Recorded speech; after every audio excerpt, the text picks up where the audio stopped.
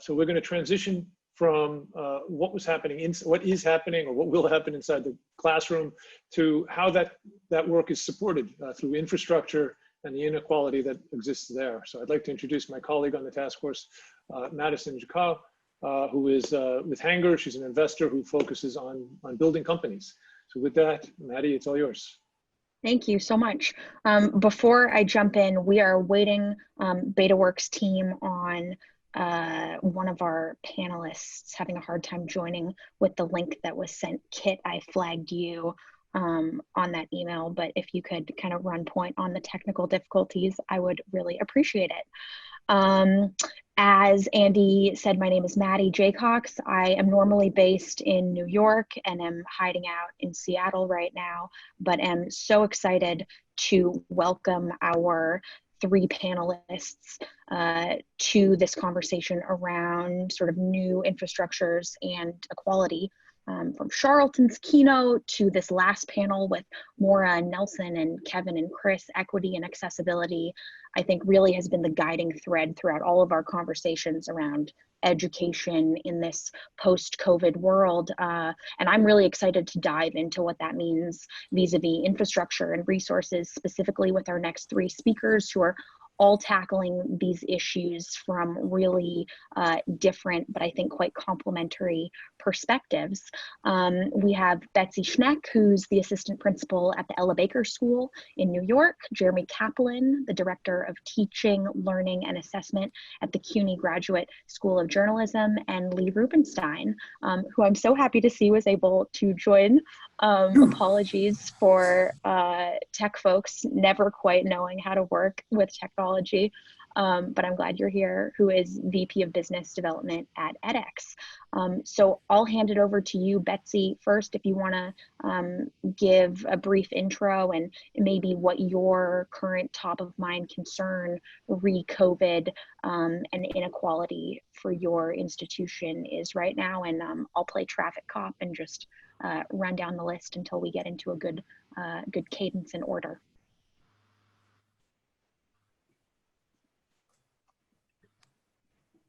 Betsy, you're muted. Hey everybody, I'm Betsy. As Madi said, I'm assistant principal at the Ella Baker School. We are a pre-K to 8 public school. We are geographically located in District 2 and we fall under that superintendent.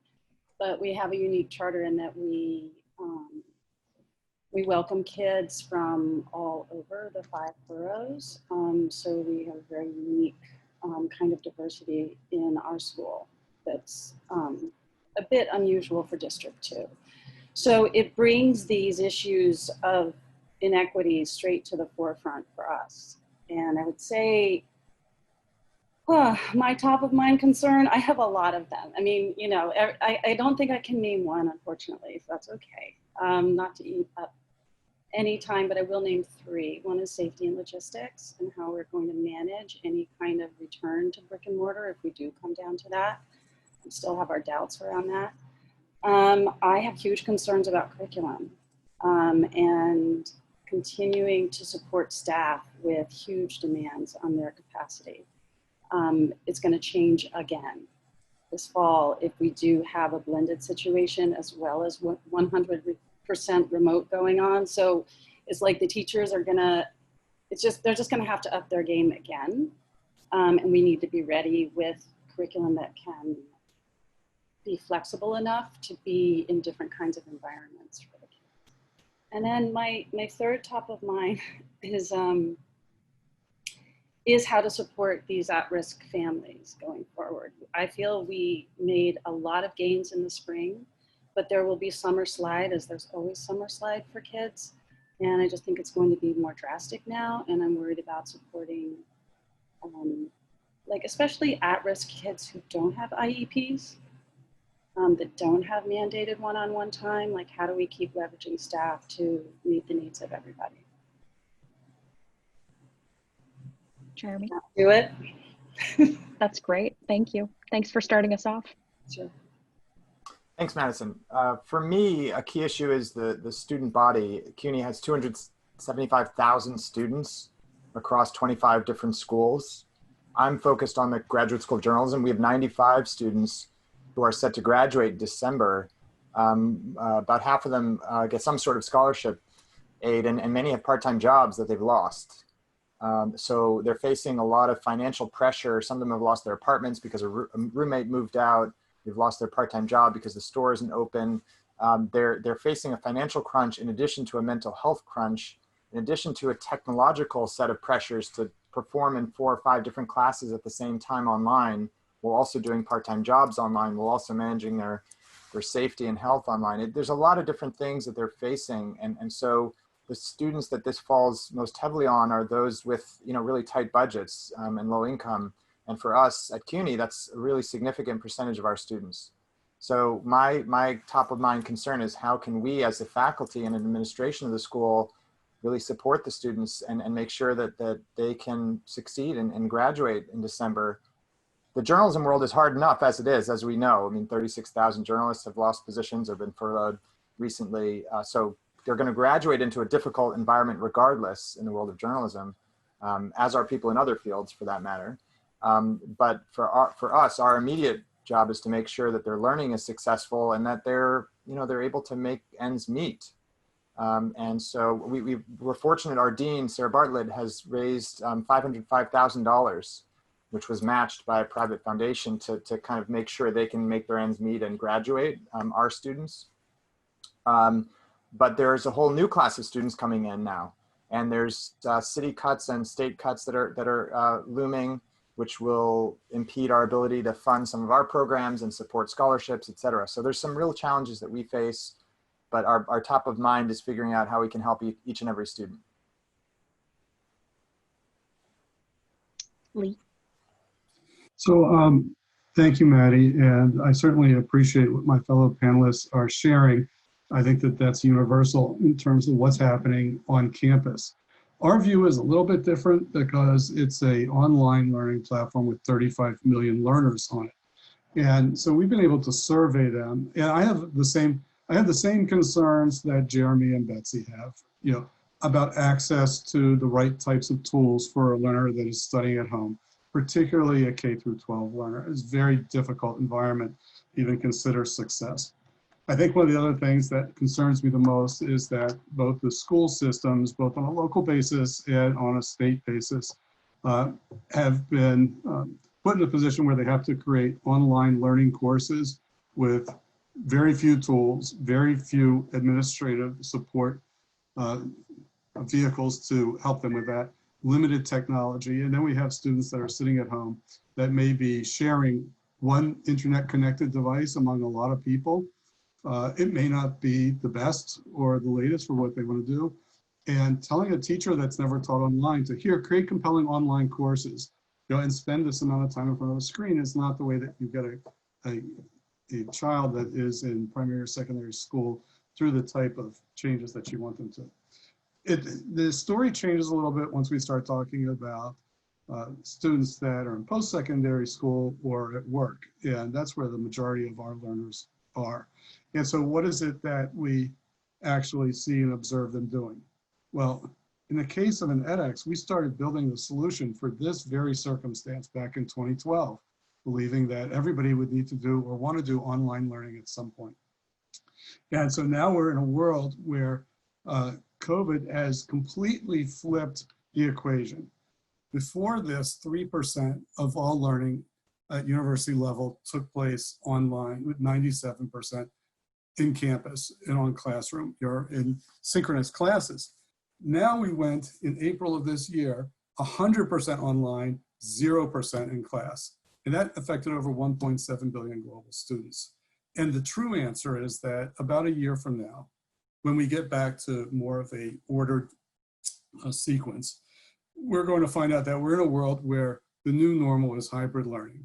And so campus will restore to probably 60 or 70%, and online will move up from 3% to 30% or 40%, because learners found an option that they could use in order to expand their access to curriculum, and schools will say, I need to open up the gates a little wider for what we're going to give credit for, encourage students to do. The other problem that we see right now from the pandemic, and I'm happy to share numbers and figures, is that for the most part, these new learners, and we've had 5 million new registered learners a month. That's what we do in a year. We're now doing on a monthly basis. It's massive, but they don't know how to learn online. And so we've been forced to create courses that are free for the learners, but how to learn online. How do I give you the skills that you need to understand and know about the self-directed nature of what's going to happen if you take an online course, you want to be successful at it. It just doesn't magically happen for learners that have never been exposed to this before, which is the majority of learners. So I think we have to take a lot of care, both for teachers and administrators, as well as for students, to show them what is it like when you enter this domain and you're going to try to learn and retain information that you can recall later and use again. So many things top of mind.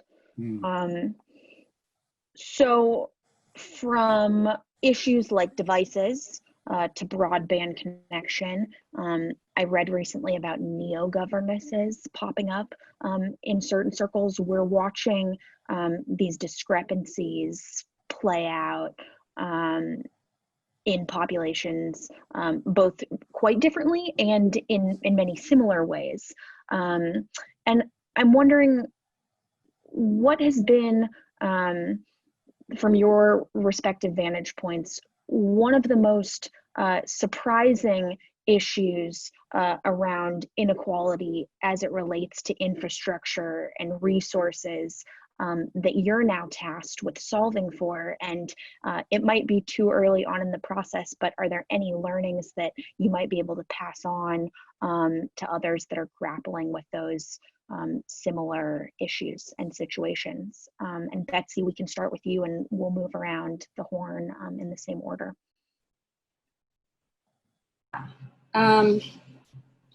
Well, the surprises have come as we've worked to unify the school even more during these times. I know it's well known that this strategy of forming pods among families is presenting some opportunities and also a lot of inequity. So that sort of popped up for us. I had, my own story around this issue is I was speaking with a friend of mine who, kind of has a view of District 2 and what's going on, told me about these pods that we're organizing, maybe 4 or 5 families each. And it seemed like the way, at least over the summer, for us to continue to care for our community and have the parents stay in touch with one another. So I met with the class parents and suggested that we maybe try to do something like this, because we were worried about our vulnerable families over the summer, really everybody, and how they were going to weather that. But it became a really sensitive issue.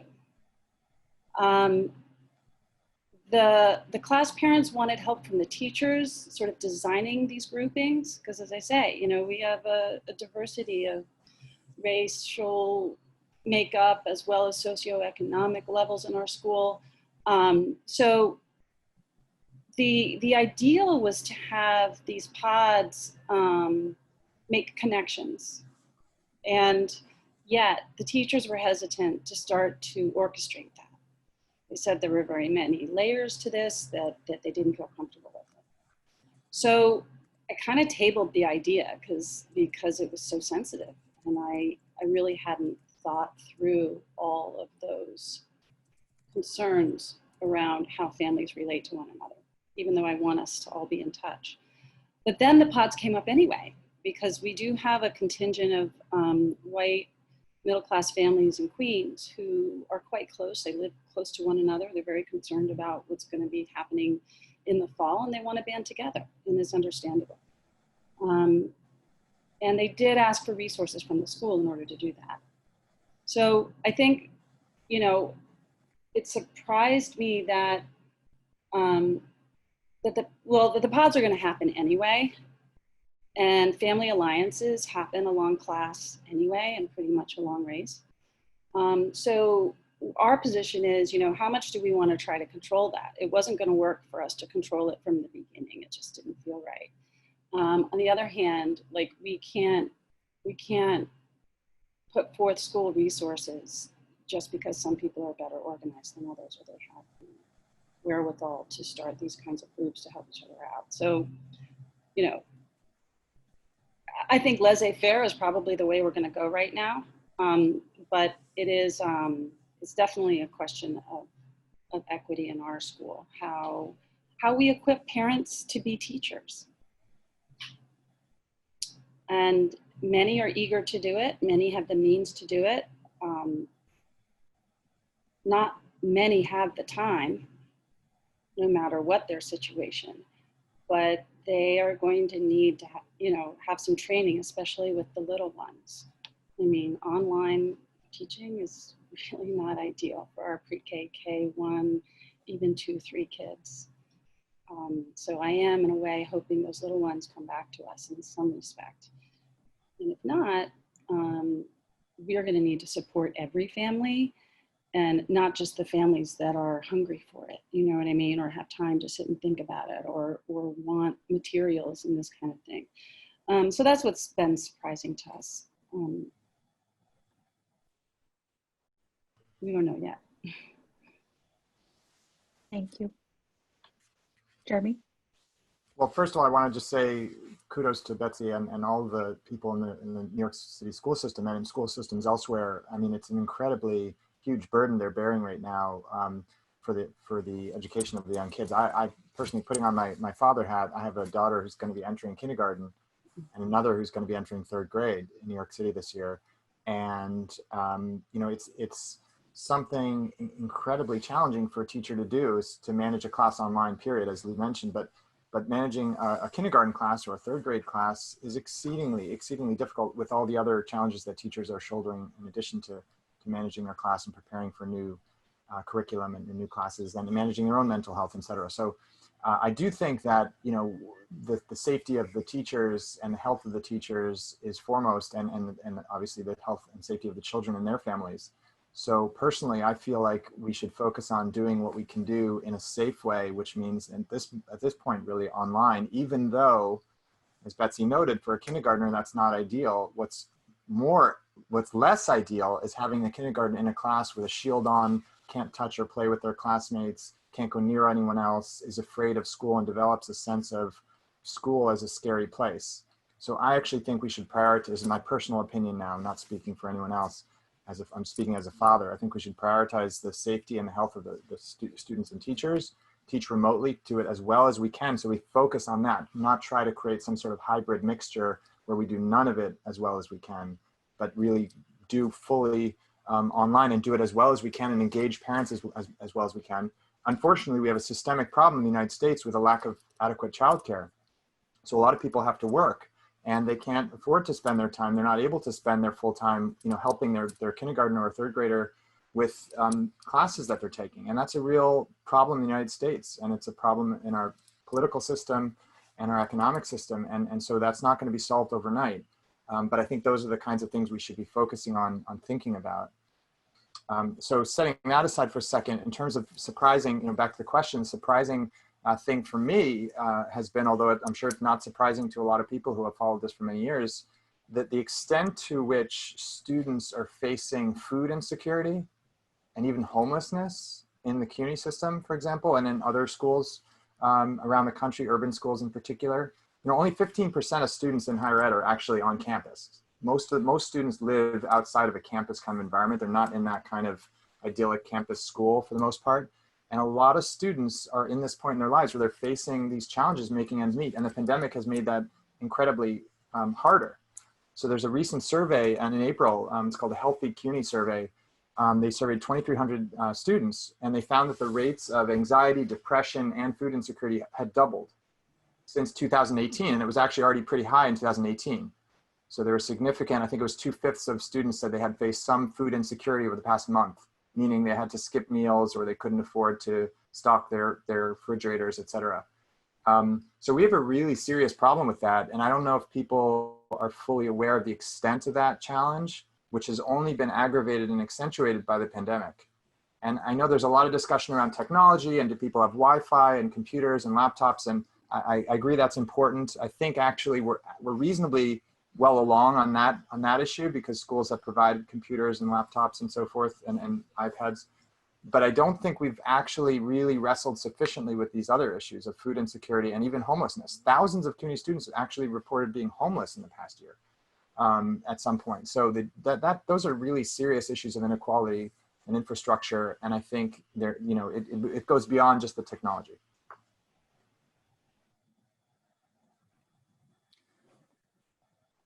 I think I'm going to add a little bit of a different perspective, because I think that subject is so well covered by Jeremy and Betsy there. We see another population that I get concerned about, obviously, as well. One of them are audiences that are outside of the US, where access on a good day is so-so to quality education and the types of credentials that they would need in order to be successful at jobs that they would go get. That also means that there's a lot of pressure on their economies in order to find enough ways to generate new revenue from the work product of the people that live in those populations. And what do you do about that, especially when it becomes even more restricted?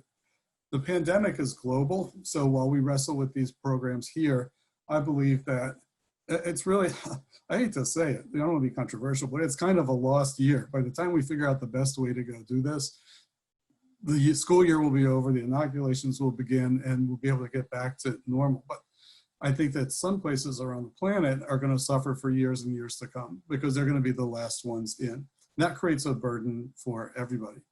One of the things that we've noticed is that we have to ask the question, for instance, with 30 million online learners, why are they coming to do this now versus any other activity? What are they coming online to go do? When we survey them, we find out that about 38% of them are doing it because they have more time on their hands. And I'm talking about adult learners, not people that are currently in school. And the majority of the balance of them are looking to try to secure a future that will give them a little bit more protection against future downsizing. And they're very concerned about either maintaining their job relevancy or picking up new skills. And interestingly enough, you would think like, well, everybody wants to be a computer scientist, et cetera. 566% growth in social science classes. Humanities, 611%. Then if you look at computer science, 256%. So 2 to 3 times more learners are looking for a well-rounded, established platform in education that's going to allow them to succeed as human beings in addition to work. And we've got the ways to provide them access to the courses if they can get access to the internet. But not everybody has that. So the other part of the concern for me, but I think that it's a bridge that we're in the middle of crossing, is with employers. And I think that we've got a lot of learners, that are at all of the universities that say, I can't sit around and do nothing. I have to go get a job. If I could get these micro credentials, either from the university I go to or online, and they qualified me for a job, then I could get interviewed, and at least I could have a bridge between the chasm that's been created and when we're going to come out of that next. So the big struggle is to work with corporations to recognize and understand that these credentials have value. They're from top universities, all the ones that you can think of, and folks like Jeremy as well.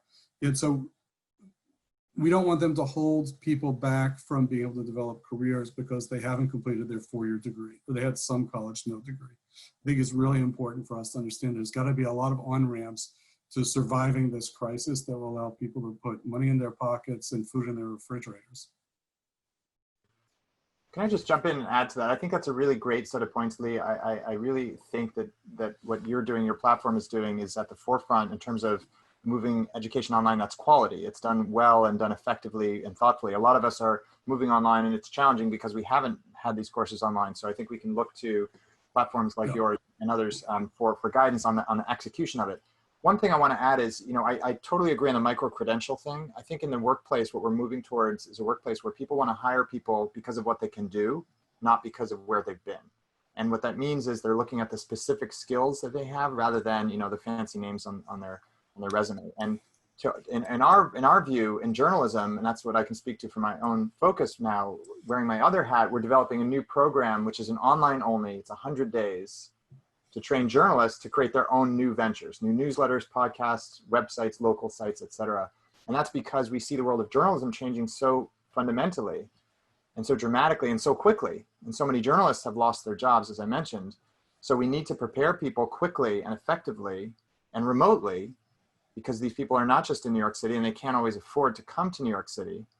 We need to prepare them to create their own things, to essentially be able to support themselves with their own ventures, not to become billionaires and scalable startups and all that, but just to make a solid, independent individual journalism venture. So that's one thing we're focusing on. That's one way in which, you know, elements within our school and within CUNY are working in the direction of what Lee was talking about. Let me add to that. Jeremy, I got my degree in journalism a long time ago.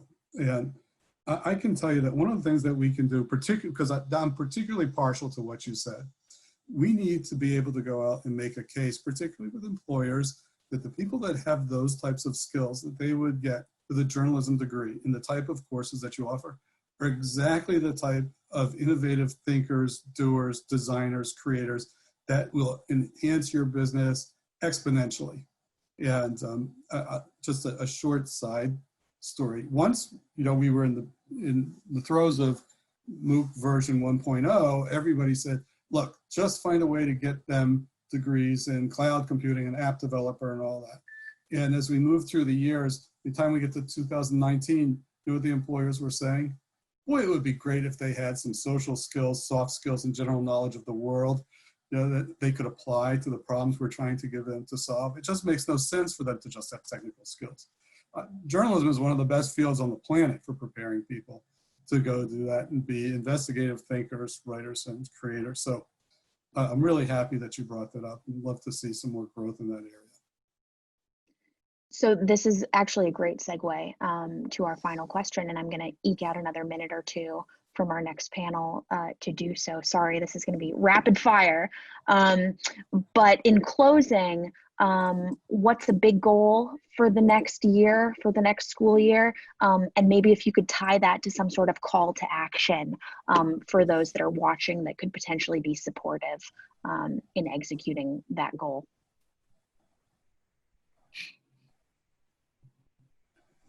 Okay. It's not in writing yet between my principal and me, but I think we need to leverage this opportunity. So I think we need to see that we can do it and that one-on-one instruction is going to get better and better if we use synchronous instruction in that way in small groups. It's pushing us to engage the kids more. We've always wanted to do projects. We've always wanted to have, you know, self-directed learning. So now we've really got to do it. And we've really got to support families in a way we haven't before. So we're just going to step up and make the most of this technology and keep moving, stay together on it. Jeremy? One goal I have is that we develop more empathy as teachers and as administrators. You know, I think we often are kind of seen as figures at a distance, running school, teaching the class, and kind of moving on. And I think now with the pandemic and teaching online, everyone sees everyone's rooms, everyone sees our moods change. We start to appreciate the struggles that students are facing in their lives and the struggles we ourselves as faculty members are facing. 38 CUNY faculty members have died as a result of the coronavirus, and many others have been sick. Many students have been affected. So there's a human element that I think is unavoidable now that we're all facing and connecting with more. And I hope, my goal is for us to really connect more in an even deeper way with our students and each other as faculty members. And I think that will enrich our teaching. It will allow us to be more respectful of students and reach students in new ways and create work for them to do that's really meaningful and enrich and deepen the learning that they actually do and the teaching that we do. It's super challenging.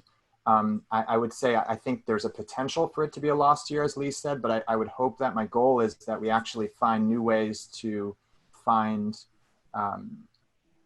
points of light within that difficult year, that we find ways of making some things work in new ways and creative ways and some new deeper relationships with students and colleagues.